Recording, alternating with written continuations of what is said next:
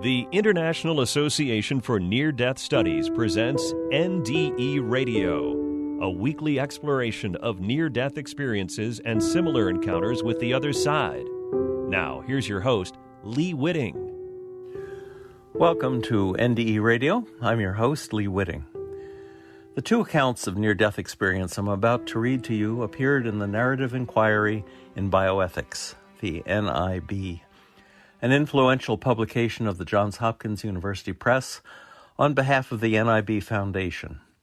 NIB Journal provides a forum for exploring current issues in bioethics through the publication and analysis of personal stories, qualitative and mixed method research articles, and case studies. And we at NDE Radio are particularly proud of the role our associate producer, Lilia Samoilo, has played in reporting NDEs as a major gap in medical care through NIB. As many listeners know firsthand, doctors, nurses, other medical staff, and even hospital chaplains have been slow to recognize the reality and importance of near-death experiences in the lives of their patients. To help correct this, Lilia worked with the senior managing editor of NIB, Heidi Walsh, to author an article and assemble the majority of NDE reports to demonstrate the gap of medical care Lilia has named. NDE Radio has already interviewed the NDEers in all but two of those reports. With the two reports I'm about to read to you, NDE Radio's participation in this symposium is complete. The Narrative Inquiry in Bioethics has given NDE Radio permission to read the final two of those NDE stories, those of Dr. Rynn Burke and Jean Barban. Both accounts are taken from the NIB's NDE symposium titled Healthcare After a Near-Death Experience. The symposium was published in Muse by Johns Hopkins University Press, spring 2020. The NIB decided to do this collection of stories and commentaries to focus on something hardly recognized till now, how healthcare workers can best support patients who have an NDE. My associate producer, Lilia Samoilo, who, by the way, is a multiple experiencer herself, was one of the NIB's commentary authors of the symposium and is the neologist of the medical and spiritual gap of care of NDE patients. Her contribution helped frame the foundation of the symposium, and the NIB has thanked her as well for championing this project and for all the work she did to help bring it to fruition. Her article, co-written with Dr. Diane Corcoran, is titled Closing the Medical Gap of Care for Patients Who Have Had a Near-Death Experience. For purposes of the symposium, the gap of care of NDEers is identified thusly. A medical and spiritual gap of care is created when a patient's self-report of a near-death experience is ignored, disregarded as non-factual, or misdiagnosed as an hallucination due to post-traumatic stress, hypoxia, an adverse reaction to drugs, anesthesia, or mental illness. This gap of care causes patients to lose confidence in expressing their NDE for fear of stigma and is evident in the symposium's NDE narratives. The link to read the entire NDE symposium and to contact Lilia is included in our show notes. So, the first account is titled The First Time I Died, by Dr. Rynn Burke. Much of my life can be characterized as failure to die. In February 1962, I was 18 months old. My mother ironed my hand. She did this intentionally, as she did so many things. Medically, I know that I eventually went septic, required multiple surgeries, and developed scarlet fever. I was in the hospital for months. But what was outstanding in my memory was the pretty ambulance lights, which I associated with the pain stopping. When nerves are deeply burned away, as with a third-degree burn, the pain stops. It is a small surprise that I always wanted to run an ambulance, which I eventually did. The first time I recall the experience of dying, I was 8 years old. I had many severely painful plantar warts to the point where a breath of air or the slightest drag of a sock was excruciating. This was not a high-risk surgery. It was not common practice to explain anything to children. We were to shut up and do as we were told. When I was first admitted for surgery, and I had many surgeries by then and was quite comfortable in the hospital environment, I was hungry. Of course, we all know now that you do not eat prior to surgery, but nobody told me that. I found a bag of M&Ms in my bedside table and chowed down. I was uncomprehending when they came to transport me to surgery, and everybody started screaming at me. Clearly, I had done something wrong, but I did not know what. As a severely abused child, my overarching objective was always to avoid attention, which brought pain. I always felt it was my job to avoid the abuse. I was very good at being very quiet, still, and disappearing in plain sight. Abused children always blame themselves. So the surgery was rescheduled. I was likely more carefully supervised, and I don't recall being hungry. In any case, the operating room was a dull pea-green color. The anesthesia mask was black rubber and stunk badly. In those days, they used ether and other volatile gases. We still use these, but you're put to sleep with an IV first, and the gases no longer stink. I fought the mask, and I remember crying. Obviously, I was held down and physically overwhelmed. Much of medical interventions resemble rape.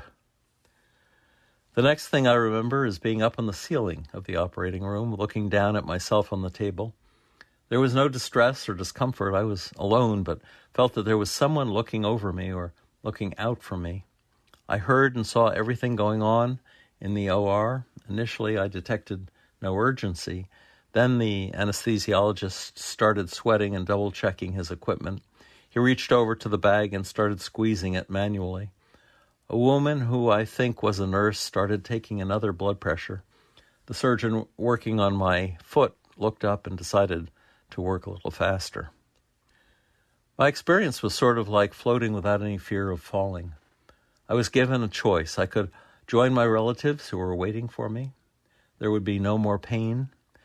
This was a totally okay choice that was available to me, but there was an undercurrent of another choice that might be more approved of, better, more exciting.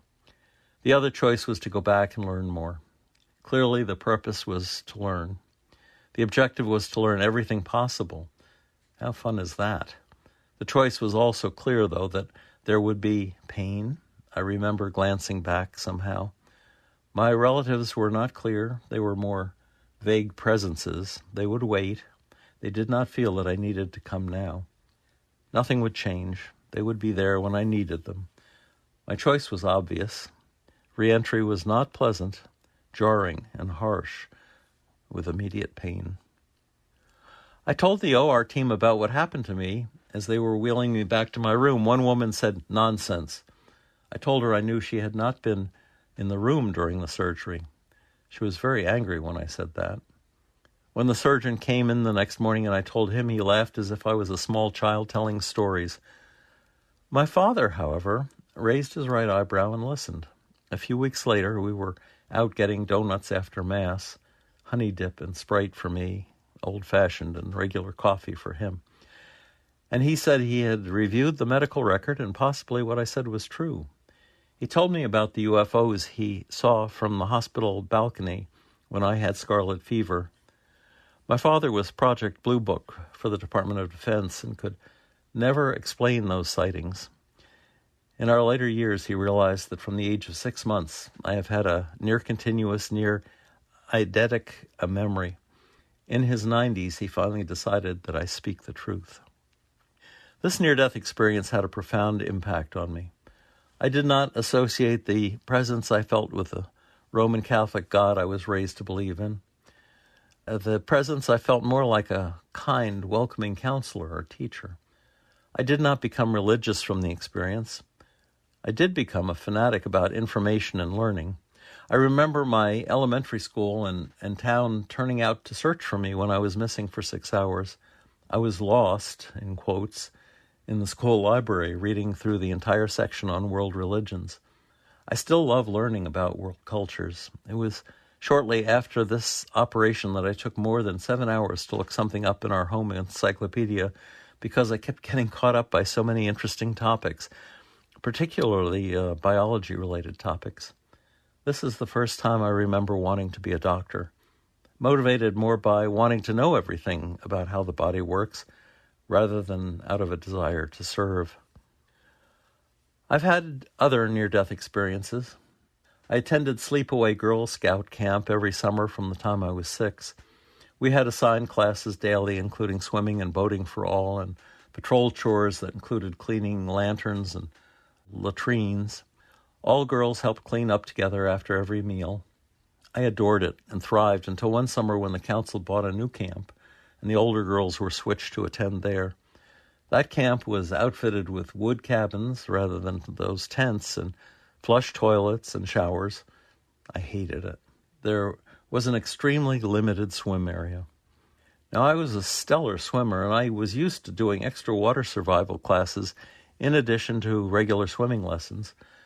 The swimming director was always challenged to come up with something to keep me busy and out of everyone's way. To be restricted to a small area where I could not even do laps was boring, to say the least. The deeper area of the swim section was also occupied by a massive granite boulder. I would sit cross-legged on it, underwater, for as long as I could hold my breath. One day my foot slipped into the crack in the boulder. I was trapped. I was calm. The sun was streaming through the water in a manner that is so vivid to me to this day. I knew I was out of air, but I don't remember breathing in water or choking or anything. Again, I was peaceful. I am sure I passed out. I don't recall being rescued, just an ongoing vision of those glorious watery sunbeams. The presence again gave me the same choice as before in my prior NDE. It would be totally okay to stay and not go back, but there is still so much to learn. If I chose to return, it would be to be able to learn more. I don't know how much time passed. The next memory I have is being in my father's green station wagon being driven out of the camp. All my gear, like my old footlocker, was in the car, so clearly someone had packed me up. I was upset that I did not have the opportunity to thank the lifeguard. We drove to where my family was staying at a cottage on the Cape. I have no memory of being evaluated at a hospital. I never returned to that camp. Again, I was profoundly impacted. I'm not afraid of death. Death seems to be a comfortable transition. I think when I counsel patients in whatever stage they are, I do so without an underlying fear. Even if not discussing death specifically, my comfort level is, I think, reassuring. When I became a pediatric intensive care nurse, the unit I worked in had a 50% mortality rate. We were the referral center for the sickest of the sick. Children were flown in with everything from cancer, kidney failure, and heart-lung transplants to locally acquired severe trauma. I was there in the early stages of HIV. We lost our entire population of hemophiliacs and most sickle cell patients from contaminated blood products. Many nurses struggled with death and dying in pediatrics. I struggle with pain and distress, but not with dying. This made me uniquely competent to be able to stay present and available to these families. I later spent many months training in intensive care units for both adults and children because of my comfort level. I took a fellowship in hospice and palliative care. My near-death experiences have allowed me to contribute to numerous passings in a comforting and peaceful manner. Now, my second account today is titled, Do Angels Really Exist? By Jean Barban. Jean wrote, Twice now I have been at the edge of death. When I was 44, I started feeling tired and my breathing had become difficult. I thought I had developed asthma, so I scheduled a doctor's appointment. The doctor ordered an X-ray and promptly sent me to a cardiologist to explain that I was in congestive heart failure. The only cure was a heart transplant. I was told I had cardiomyopathy caused by a virus. The doctor suggested that I start taking heart medications. He couldn't say for sure, how long the medications would sustain me. 3 years later, the medications were no longer effective and my heart function started to severely deteriorate. I was admitted to the hospital and underwent a heart biopsy. My heart was so large and so weak, my body couldn't tolerate the test, and the doctors had to revive me using shock paddles. This was my first brush with death. I was immediately put on life support, where I was told to lie flat and keep my right leg straight. It was uncomfortable and I was miserable. I was so weak that I had no energy to even feed myself. Not that I was very hungry. My husband fed me as much as he could. 13 long days passed. A heart was donated from a family in Montana. I was in the OR for 18 hours. And once the surgery was completed, the surgeons were trying to get the heart to start functioning, but unfortunately that heart failed to begin beating on its own. Consequently, I was put on a second type of life support that did the work of a functioning heart. As the days passed, I got weaker and weaker, and my internal organs were failing. I was too sick to even pray for myself, and I had to depend on the prayers of others. On the 8th day, the surgical team was close to making the decision to take me off of all life support, but before my surgeon was able to consult with my husband about the plan, the surgeon's beeper went off, alerting him that there was another heart available. With no guarantee that I would survive another surgery, they decided to go ahead with a second transplant. This heart was a success. I received a heart from a young girl. Her family made the generous decision for her to be a total tissue donor. She not only saved my life, but helped 8 others and enhanced the lives of up to 50 people. Every day I give thanks and feel a deep gratitude to my donor and her family. So often I think of the tragedy they endured, so heart-wrenching and their grief unimaginable. I love the medical staff as well. And now she goes to seeing my angels.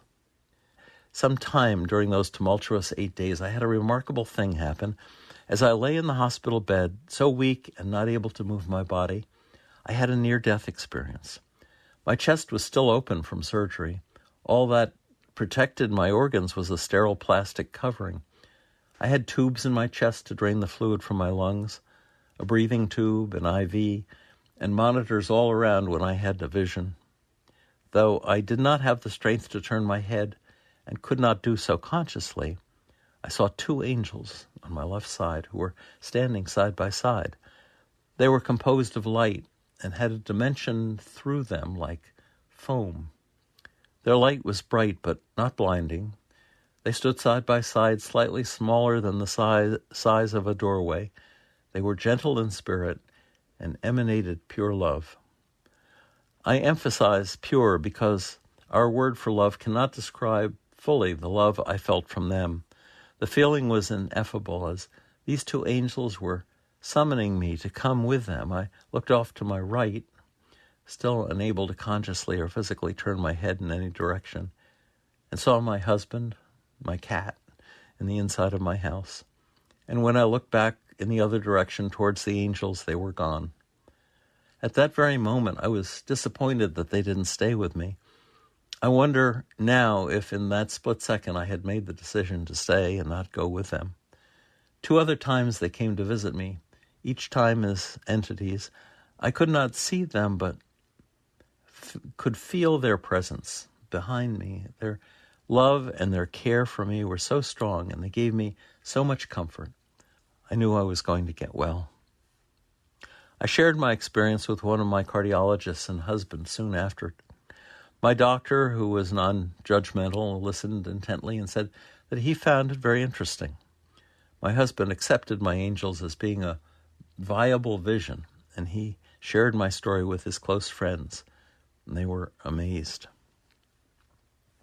16 years after receiving the 2 heart transplants, I developed lymphoma, and it affected my internal organs.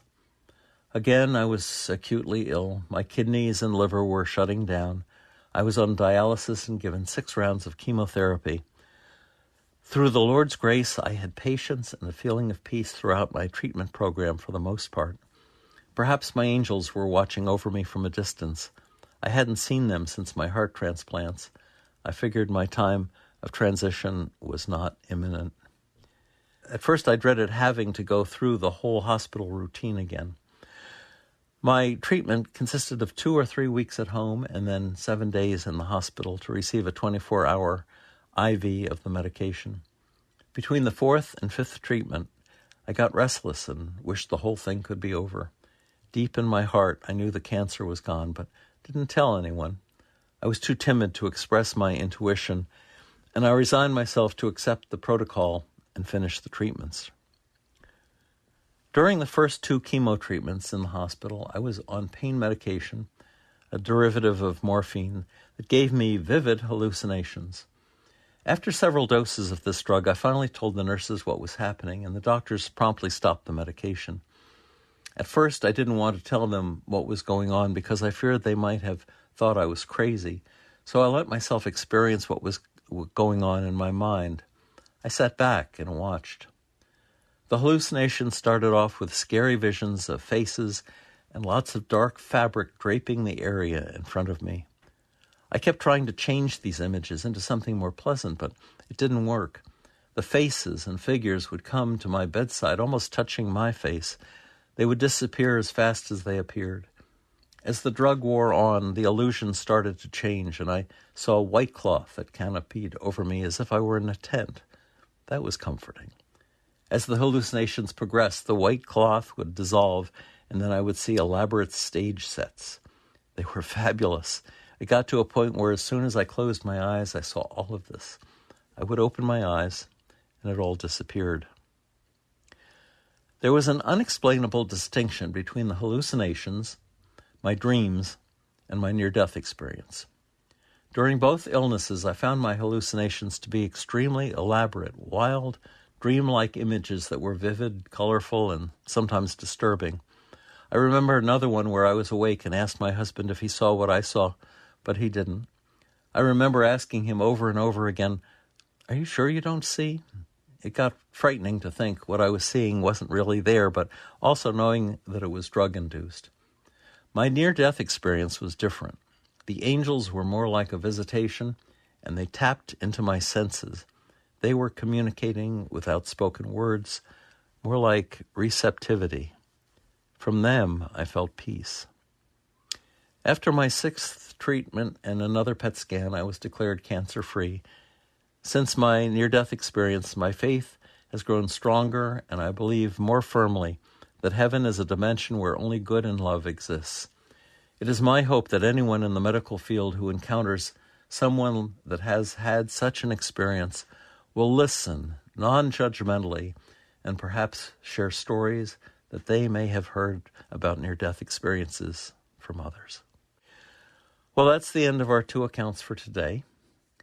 Many thanks to the NIB, Lilia Samoilo, and all those who contributed to the important medical symposium on NDEs.